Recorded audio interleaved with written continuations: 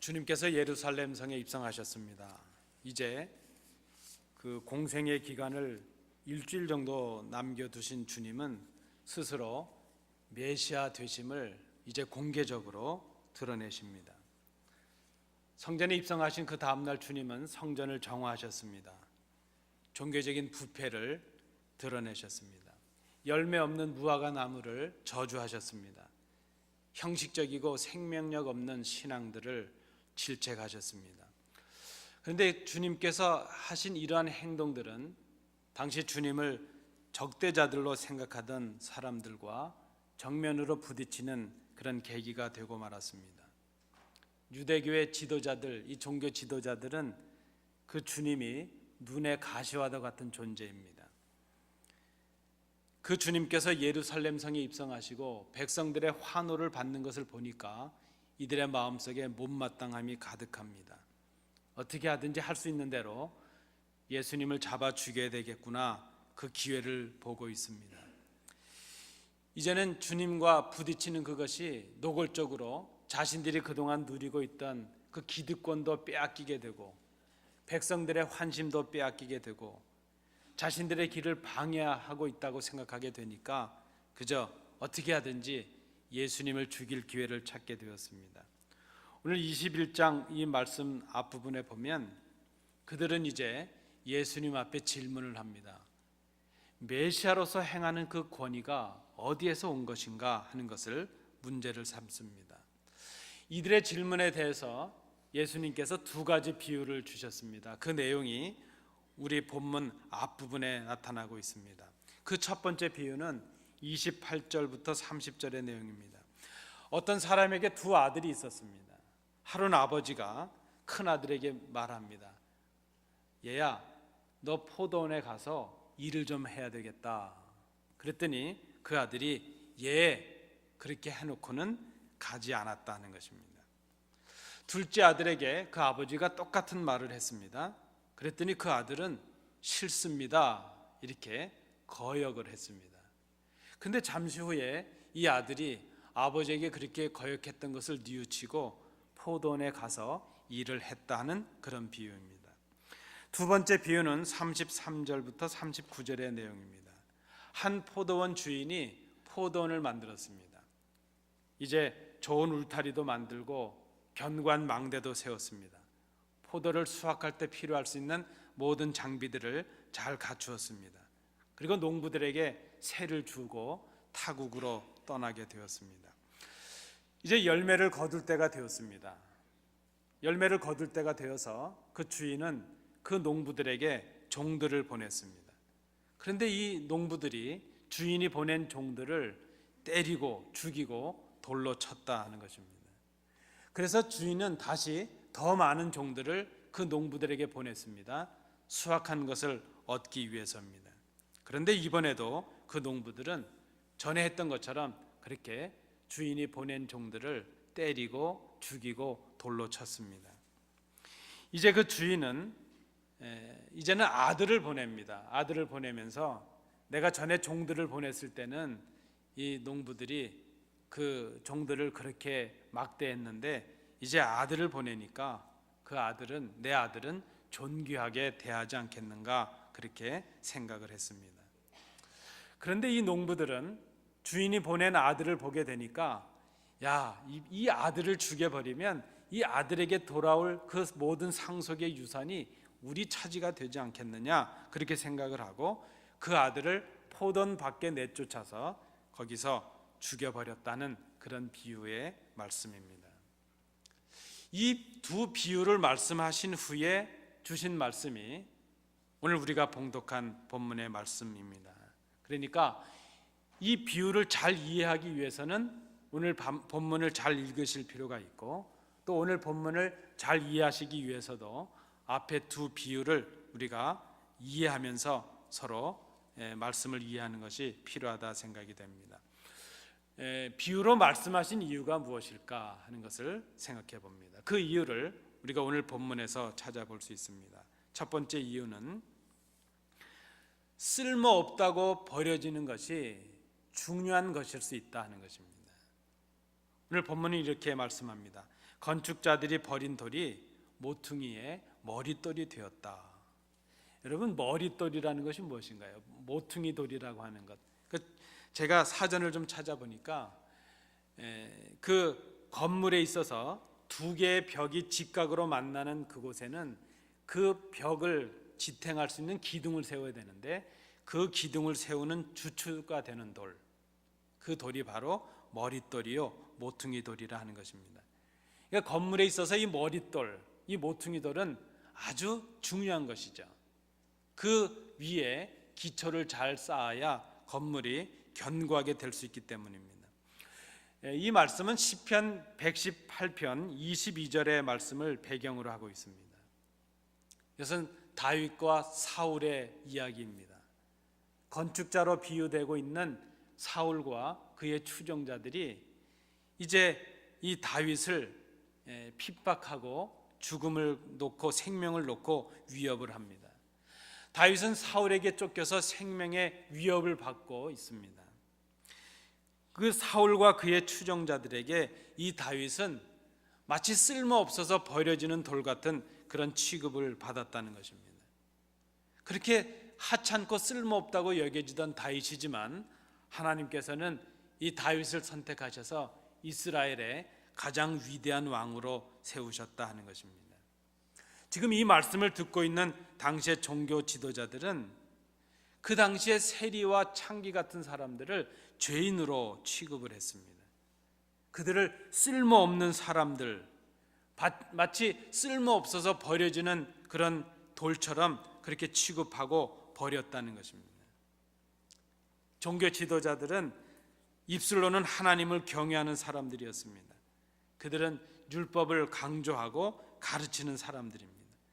그런데 그들의 문제가 무엇인가 하면 자신들이 말하고 가르치는 그것을 자신들은 행하지 않았다는 것입니다. 그들은 다른 사람들에게 율법과 말씀에 순종하라 이렇게 가르치고 강요하면서도 정작 자신들은 그 가르침에 순종하지 않는 그런 사람들이었습니다. 자신들은 특권이 있다고 생각했습니다. 다른 사람들은 그런 특권을 갖지 못했다고 생각을 했습니다. 그런 생각으로 판단하고 멸시했습니다. 심지어 이 당시의 종교 지도자들은 예수님까지도 건축자가 버린 돌같이 버려버리고 말았습니다. 그런데 성경은 그렇게 기록합니다. 그렇게 버려진 돌이신 예수께서 바로 세상을 구원하신 구세주요 메시아였다는 것을 기록하고 있습니다. 여러분, 쓸모없다고 버려지는 것들 중에 참으로 중요한 것이 있습니다. 그런 경험들이 있으시죠? 쓸모없을 거라 생각하고 버렸는데 나중에 그것이 없어서 아주 곤란을 당할 때가 얼마나 많은지 모릅니다. 우리가 쉽게 범하는 실수 중에 하나입니다. 우리는 누군가가 쓸모없을 것이다 그렇게 판단을 할 때가 있습니다. 간혹 그런 분들이 있습니다. 우리 가정에 누구는 참 쓸모가 없어. 누구는 없었으면 좋았을 텐데. 그런 생각을 하실 때가 있나요? 우리 교회에 이런저런 사람은 도움이 안 되는 것 같아, 쓸모가 없는 것 같아 이렇게 생각할 수도 있습니다. 그런데 여러분, 좀 우리가 정직하게 잘 생각해 봐야 됩니다. 그 판단의 기준이 어디서 있느냐 하는 것이죠. 우리는 그런 판단을 할 수 있는 자격이 없는 사람들이라 하는 것입니다. 오히려 우리가 쓸모없을 것이라고 버린 것들 중에 참으로 귀한 것들이 있을 수 있다는 것입니다. 쓸모없다고 버려지는 것, 그것이 꼭 필요한 것일 수 있다는 것입니다. 판단하지 말아야 될 것입니다. 왜 그렇습니까? 우리가 판단하는 그 판단의 마지막 칼날은 우리 자신에게 향하고 우리 자신들에게로 돌아올 수 있기 때문입니다. 마태복음 7장 1절 2절 말씀에서 주님께서 이렇게 말씀하셨습니다. 비판을 받지 아니하려거든 비판하지 말라. 너희가 비판하는 그 비판으로 너희가 비판을 받을 것이요 너희가 헤아리는 그 헤아림으로 너희가 헤아림을 받을 것이니라. 여러분, 판단할 수 있는 기준이 우리에게 없습니다. 판단할 수 있는 자격도 우리에게 없습니다. 오히려 우리는 깨닫지 못해서 쓸모없다고 버리지만 그것을 하나님께서, 우리 주님께서는 귀하게 보실 수 있다는 것을 생각해야 됩니다. 버려진 돌이 모퉁이의 머릿돌이 될 수 있다는 것입니다. 두 번째, 주님께서 주신 이 비유의 말씀을 우리가 오늘 본문과 비교해 보면서 이런 제목을 붙여볼 수 있습니다. 두 번째는, 이번에 한번 따라해 주시겠습니까? 충성은 말에 있는 것이 아니다.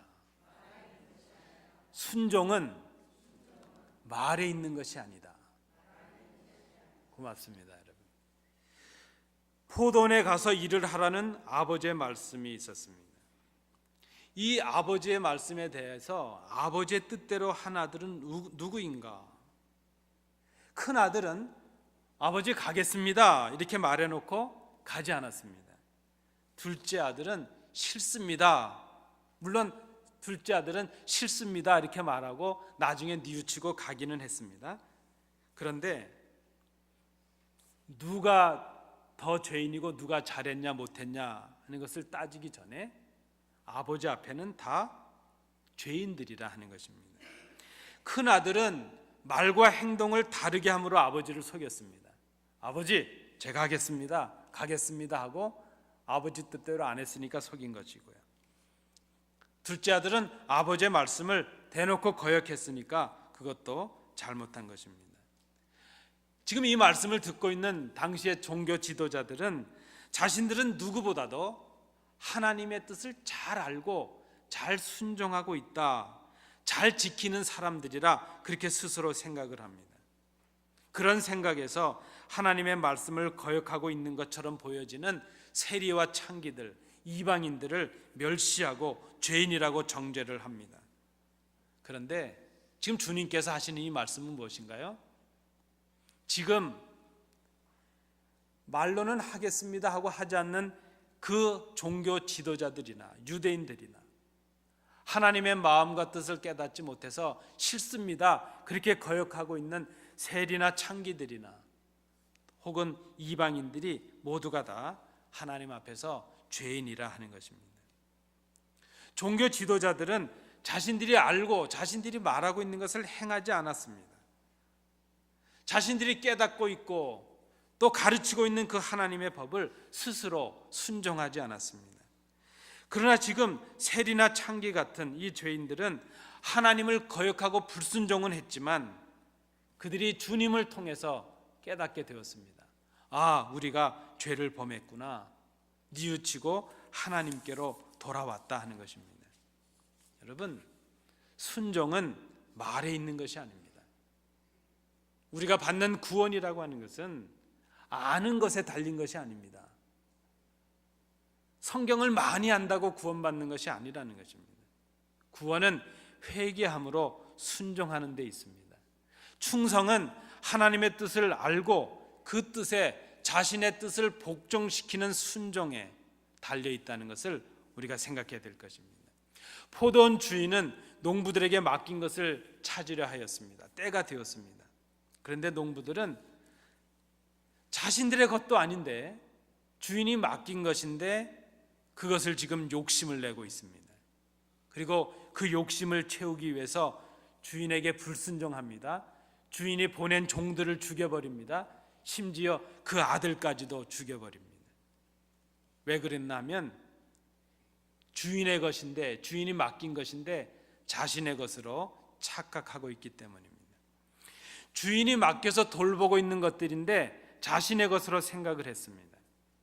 농부들은 응당 주인이 맡긴 포도를 돌보고 수확을 거두었다면 그것을 그저 주인과 정한 대로, 주인이 맡긴 대로 주인에게 돌려드려야 하는 것이 마땅합니다.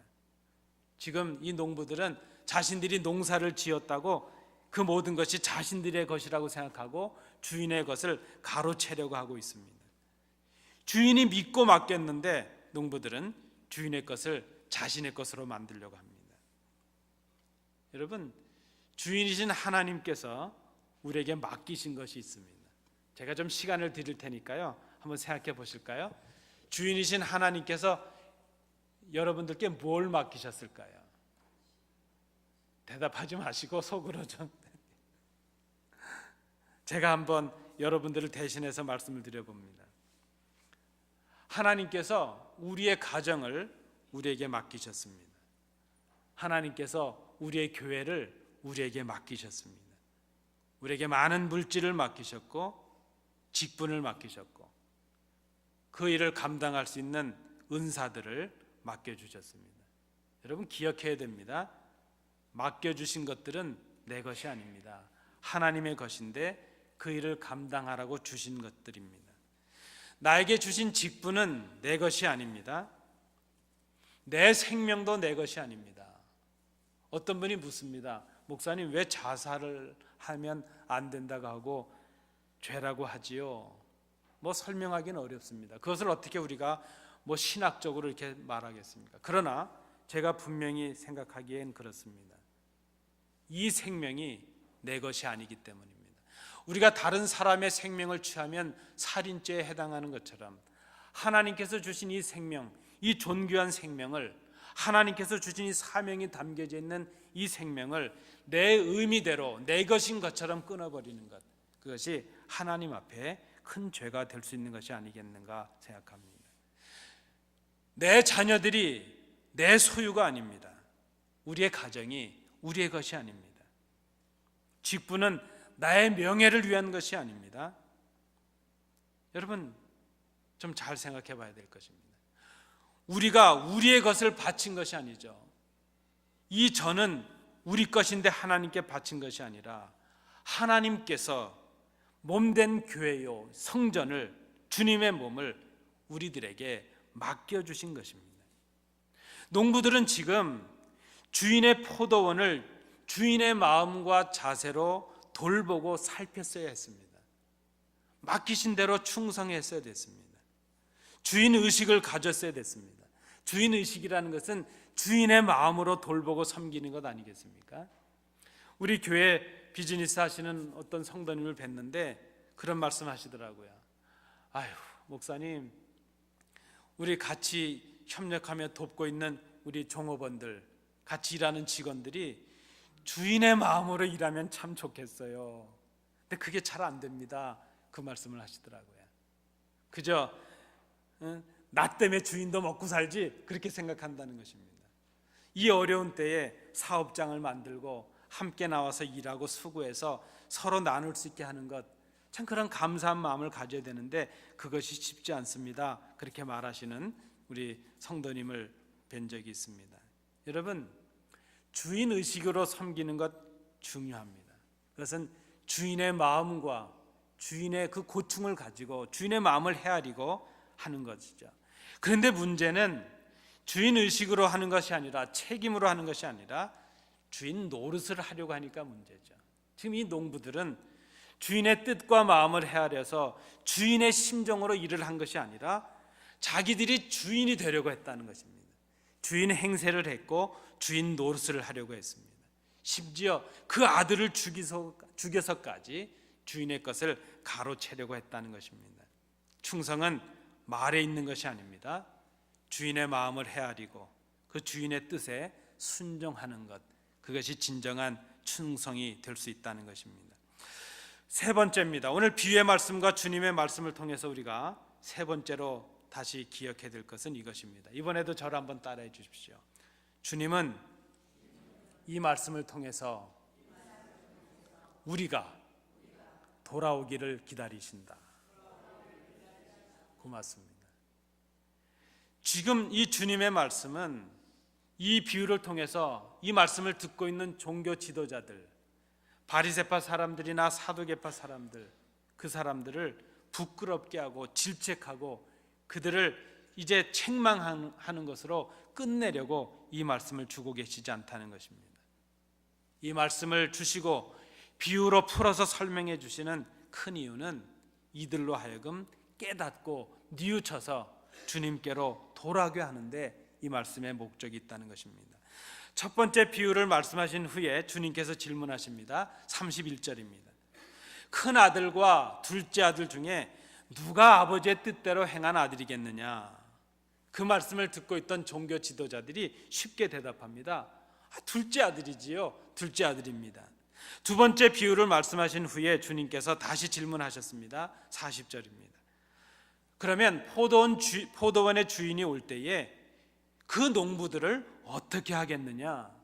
또 그들이 쉽게 대답을 합니다. 그 악한 자들을 진멸하고 포도원은 제때의 열매를 바칠 만한 다른 농부들에게 새로 주어야 하는 것이 마땅합니다. 그들은 주님의 그 질문의 말씀에 쉽게 대답은 하고 있지만 그 비유의 말씀을 남의 이야기로 듣고 있었습니다. 다시 그들에게 주님께서 말씀하십니다. 내가 진실로 너희에게 이르노니 세리들과 창녀들이 너희보다 먼저 하나님의 나라에 들어가리라. 건축자들이 버린 돌이 모퉁이의 머릿돌이 될 것이다. 하나님의 나라를 너희는 빼앗기고 그 나라의 열매 맺는 백성이 받을 것이다. 그들은 지금 주님 앞에서 비유로 풀어주시는 이 주님의 말씀을 들으면서도 자신들이 바로 뉘우치지 못하고 돌아오지 못하는 큰 아들과 같다는 것을 깨닫지 못했습니다. 자신들이 바로 그 뉘우치고 회개하는 그 아들, 그 둘째 아들처럼도 깨닫지 못하고 뉘우치지 못하는, 회개하지 못하는 사람들인 것을 생각하지 못했습니다. 죄를 지었을지라도 회개하고 주님께로 돌아오면 그것이 주님께 큰 기쁨이 된다는 그 주님의 마음을 깨닫지 못했기에 그들은 그저 세리들과 창기들, 죄를 지어서 주님의 말씀을 깨닫지 못한 그 백성들을 멸시하고 정죄하는 일에 자기들의 모든 열심을 쏟고 말았다는 것입니다. 그들이 알아야 될 사실이 있었습니다. 죄인이라고 정죄받고 있는 그들은 회개하고 주님을 영접함으로 구원을 받고 있는데 정작 하나님을 잘 믿고 있다고 생각하고 하나님을 알고 있다고 하는 자신들이 회개하지 못했고 주님께로 돌아오지 못했고 구원을 받지 못하고 있다는 것을 스스로 깨닫지 못했다는 것입니다. 오늘 주님께서 말씀하시고 있는 열매 맺는 자가 누구입니까? 자신들의 죄를 뉘우치고 회개하고 주님께로 돌아오는 그 회개의 열매를 맺는 사람, 그 사람이 바로 하나님의 나라에 합당한 그 열매를 거두는 사람이라는 것을 그들이 깨닫지 못했다는 것입니다. 여러분, 오늘 본문을 통해서 우리가 주님의 말씀을 듣습니다. 하나님은 우리가 회개하지 아니하면 우리에게 맡기신 것들을 거두어 가십니다. 처음 사랑을 상실해버린 에베소 교회에 주신 계시록의 말씀입니다. 그러므로 어디서 떨어졌는지를 생각하고 회개하여 처음 행위를 가지라. 만일 그리하지 아니하고 회개하지 아니하면 내가 너에게 가서 내 촛대를 그 자리에서 옮기리라. 오늘 본문 44절 말씀에도 주님께서 말씀하십니다. 이 돌 위에 떨어지는 자는 깨지겠고 이 돌이 사람 위에 떨어지면 그를 가루로 만들어 흩으리라. 여러분, 이 말씀의 의미가 무엇이겠습니까? 오늘도 주님의 말씀에 마음을 깨트리는 사람, 그는 구원을 받는다는 것입니다. 그러나 주님의 심판이 돌이 그에게 임하게 되면 그는 부서지고 산산조각 나서 구원을 받지 못하는 심령이 될 수밖에 없다는 것입니다. 주님의 이 비유의 말씀은 듣는 자들에게 주시는 회개의 기회였습니다. 당시에 이 종교 지도자들은 주님의 말씀을 들었습니다. 그 말씀을 들을 때 마음속에 찔림이 있었습니다. 아, 이 말씀은 바로 우리들에게 주시는 말씀이구나. 그런데 그들은 그 말씀 위에, 그 말씀이 자신들 위에 떨어짐을 알았지만 그 말씀 앞에서 자신들을 부서뜨리지 못했습니다. 그 말씀에 자신들을 깨트리지 못했다는 것입니다. 이제 그들에게 남겨진 것은 무엇입니까? 이제는 그 돌이 자신들에게 떨어져서 자신들을 산산조각내고 멸망의 길로 인도하는 것, 그것만이 남게 되었다는 것입니다. 말씀이 떨어졌고 그 말씀 앞에 자신을 부서뜨리지 못한 사람들, 말씀 앞에 자기의 심령을 깨트리지 못한 그 사람들, 그들은 오히려 주님을 죽여야 되겠다는 완악한 마음으로 자신들의 마음을 닫고 잠그고 말았다는 것입니다. 여러분, 오늘 이 말씀을 생각하면서 그런 생각이 들었습니다. 여러분도 그러시죠? 일을 맡기면 마음이 든든한 분들이 있습니다. 누구에게 이렇게 일을 맡기면 틀림없어 믿음이 가는 분이 있습니다. 그런데 어떤 분들은 이렇게 일을 맡기고 보면 좀 불안한 분들이 있습니다. 뒤에 따라가면서 잘 지켜보다가 도와드려야 될 분들이 있죠. 여러분, 주님께서 우리에게 많은 것을 맡기시고 우리를 어떤 마음으로 쳐다보실까요? 저 어릴 때 저희 집에서 처음으로 키웠던 개가 있는데요. 저희 집이 총 몇 마리를 키웠었는데 그 처음 개가 이름이 럭키였습니다. 그 당시엔 상당히 세련된 이름입니다. 저희 주위의 친구들 이름은 대개 독구 뭐 이런 개인데 럭키였죠. 뭐 품종은 그렇게 좋은 개는 아닙니다. 그런데 그 개는 저희들에게 참 특별한 개였습니다. 처음 개이기도 했고 많은 사랑을 받았던 개였죠. 집에 비어 있을 때 그 마루 밑에 있었던 연탄 아궁이에 덮개를 잘못 덮어서 이게 화력이 올라와서 마루가 탔던 적이 있습니다.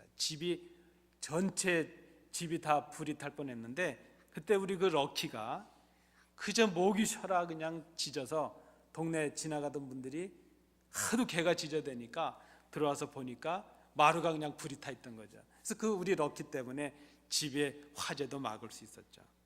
그런데 문제가 생겼습니다. 그저 우리 삼형제는 어떻게 하든지 이 럭키와 일생을 같이 할 것이라, 혹 이제 나이가 많아져 늙어 죽으면 좋은 데 묻어줘야지 이렇게 생각을 했습니다. 근데 부모님 생각이 좀 다르셨던 것 같아요. 어느 정도가 되니까 저희가 좀 낌새를 보니까 이 개를 팔아버리실 것 같은 겁니다. 그래서 학교 가는 시간이 불안한 시간이 되었습니다. 학교 갈 때마다 당부를 하죠.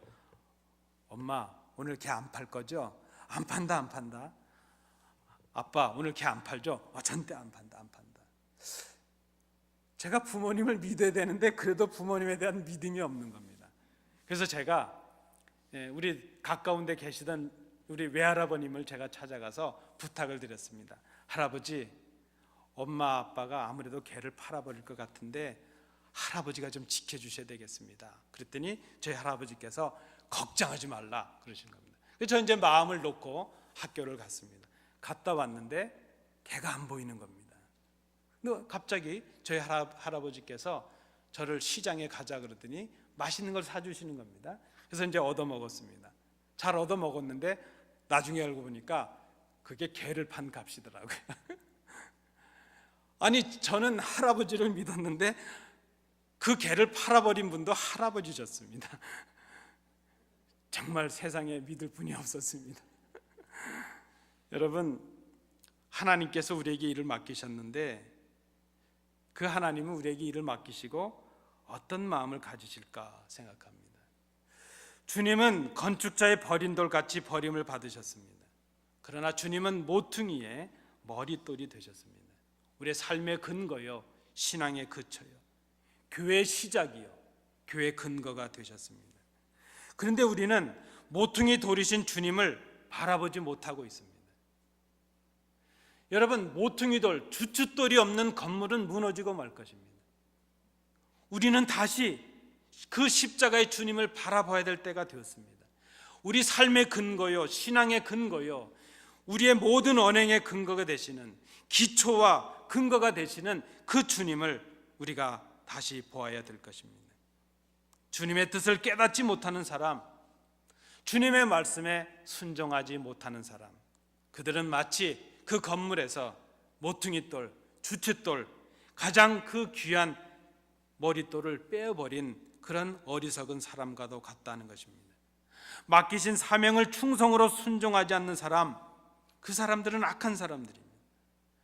회개하지 아니함으로 돌이키지 않는 사람, 그 사람들은 어리석은 사람들입니다. 그런데 그 어리석은 사람들은 마치 건물의 머릿돌을 빼어버린 그런 어리석은 사람과 같다는 것입니다. 오늘 이 종교 지도자들이 주님의 말씀을 듣고 있는 그 어리석은 사람들이 바로 그들입니다. 그런데 이 본문을 잘 읽어보니까 그 어리석은 사람들이 바로 우리들인 것을 생각합니다. 이 말씀은 그 예수님 당시에 종교 지도자들의 이야기가 아니라 오늘 우리에게 주시는 우리들의 이야기인 것을 우리가 깨닫습니다. 여러분, 우리의 문제가 바로 여기에 있습니다. 나는 문제가 없고 나는 잘못이 없고 내가 판단의 기준이라고 생각하는데 우리의 큰 문제가 있습니다. 나는 다른 사람을 판단할 수 있는 자격이 있다고 생각하는데 우리의 문제가 있습니다. 나는 회개할 것이 없다 그렇게 생각하는데 우리의 문제가 있습니다. 우리는 오늘 이 본문을 보면서 쉽게 큰 아들을 비난합니다. 어떻게 한다 그러고 안 할 수가 있어. 우리는 오늘 이 본문을 보면서 이 농부들을 참으로 악한 농부들이구만 쉽게 비난하고 판단합니다. 그런데 여러분, 그 큰 아들이 바로 우리예요. 악한 농부가 바로 우리인 것을 우리가 고백해야 될 것입니다. 오늘 주님은 이 말씀을 통해서 우리가 주님께로 돌아오기를 기다리고 계십니다. 하찮다고 생각하는 것들, 그 속에 하나님의 귀한 뜻이 있는 것을 깨달으라고 말씀하십니다. 그리고 우리가 말이 아니라 그 말씀에 순종함으로 주의 뜻을 충성하기를 원하고 계십니다. 우리가 주님께로 돌아가지 않으면 우리는 우리의 삶에, 우리의 신앙의 기초를 잃어버린 무너진 건물과도 같을 것입니다. 우리의 머릿돌이신 주님을 버려버리는 어리석음에 빠진 사람들이 될 것입니다. 오늘 저는 이 본문의 제목을 바꾸었습니다. 그저 건축자의 버린 돌이 머릿돌이 되었다는 그 본문을 제목을 이렇게 바꾸었습니다. 그 귀한 머릿돌을 버리고 살아가는 사람들, 머릿돌을 버린 사람들, 그들이 바로 주님께로 돌아오지 못한 악한 우리들인 것을 우리가 생각합니다. 이 아침에 생각해 봐야 될 것입니다. 우리는 우리의 그 머릿돌이신 주님을 버린 사람들은 아닌지, 이 주의 음성을 듣고 주님께로 돌아서는 우리 교회, 우리 심령들, 우리 성도들 되시기 바랍니다. 기도하겠습니다. 아버지 하나님, 오늘 우리에게 주시는 이 말씀을 우리의 말씀으로 듣습니다. 그리고 우리가 주님께로 돌아가기를 소원합니다. 우리의 머릿돌이신 주님을 깨닫게 하시고 그 주님께 순종함으로 우리에게 맡기신 사명을 회복하는 저희들이 되도록 인도해 주시옵소서. 예수님 이름으로 기도하옵나이다. 아멘.